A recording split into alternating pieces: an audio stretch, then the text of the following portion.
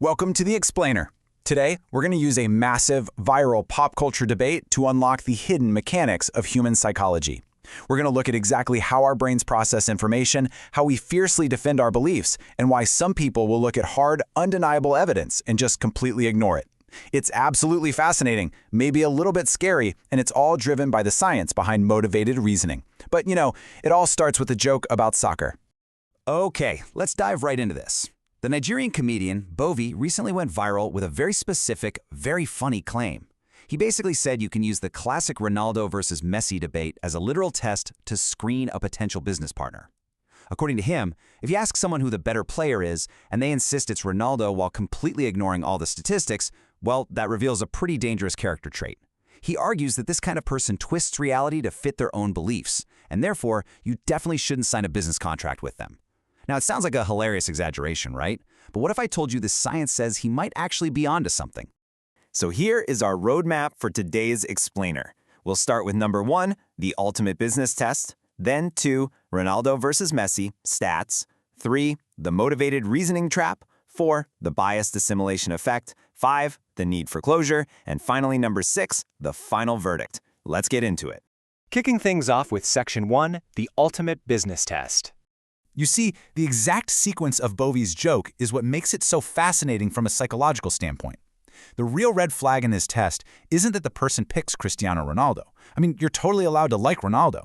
The red flag is step 2, observing if they dismiss all statistics outright. It's that stubborn, evidence-defying insistence that their preference is the absolute only factual reality. Bovi's comedic leap in step 3 is essentially that if a person will deny clear numbers about a football game just to protect their ego, they will absolutely alter facts when real money is on the line in a business deal. Which brings us to Section 2, Ronaldo versus Messi, stats. To really understand the psychology here, we have to look objectively at the facts, maintaining total neutrality.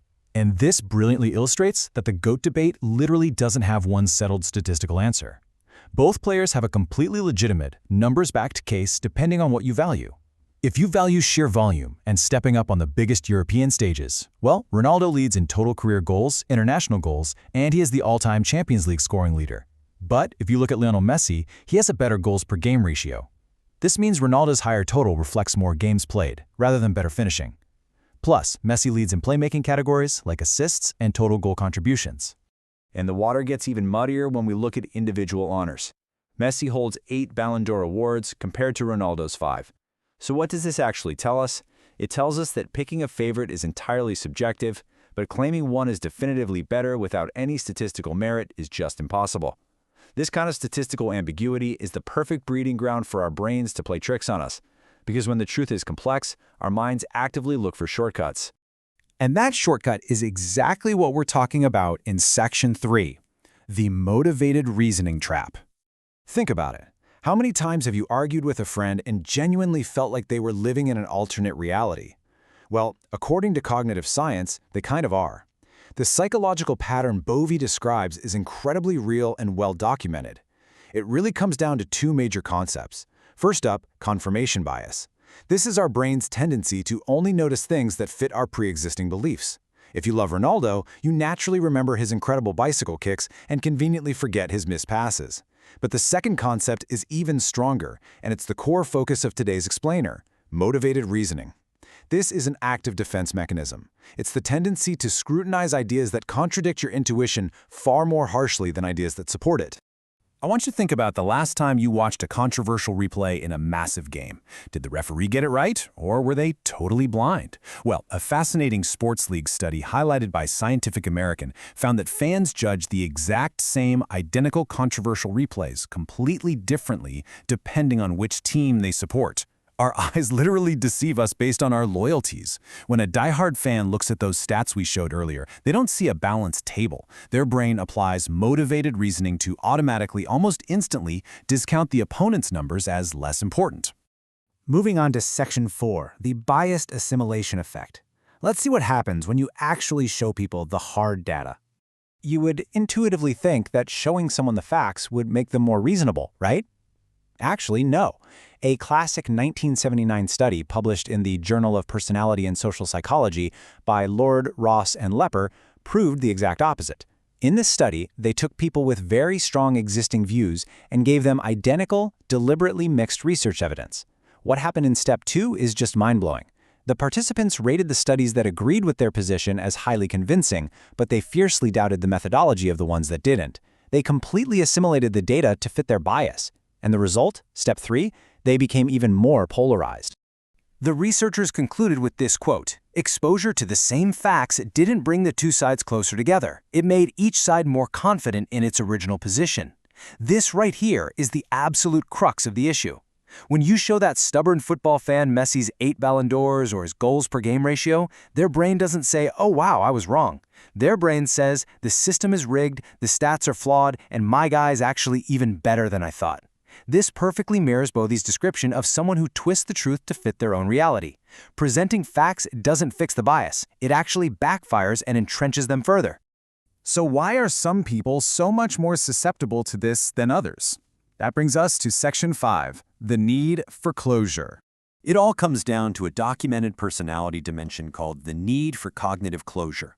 Researched extensively by Kruglansky and Webster back in 1996, this describes a deep psychological desire for definite answers and a profound discomfort with confusion or ambiguity. Some brains, quite frankly, simply cannot handle a world where two things might be true at once. They can't accept that Ronaldo is the ultimate goal scorer and Messi is the ultimate playmaker. They desperately need one definitive GOAT to close that mental loop. And how does this actually translate to real-world behavior? Well, this need for closure varies as a stable individual trait from person to person. It is heavily linked to rigid thinking, and it drives an extreme intolerance of viewpoints outside one's existing framework. If someone possesses a high need for cognitive closure, they are the ones aggressively shutting down the conversation. They are the ones dismissing the stats outright because simply acknowledging the nuance of the debate causes them actual, literal psychological discomfort. Let's bring this all full circle in Section 6, the final verdict. So is the comedian right? The verdict is that it is partly true, delivered beautifully as comedy. On one hand, the psychology behind it is incredibly real. The pattern of a person who denies clear evidence to protect a belief, driven by confirmation bias, motivated reasoning, and a need for cognitive closure, is heavily documented in peer-reviewed science. However, on the other hand, the business test itself is, of course, a comedic extrapolation. There's no published research directly testing whether a person's stance on a sports debate predicts their trustworthiness as a business partner. That specific leap, from rigid about football to will alter facts in a contract, is a joke, not a validated screening method. But it works so well as a joke exactly because the underlying scientific mechanisms are so remarkably plausible. Bovi recognized a genuine truth about human nature and packaged it into a brilliant viral moment.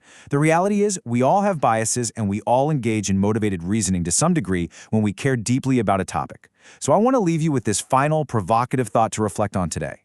Does your favorite team blind your business sense? Where in your everyday life are you ignoring the statistics just to protect your own version of reality?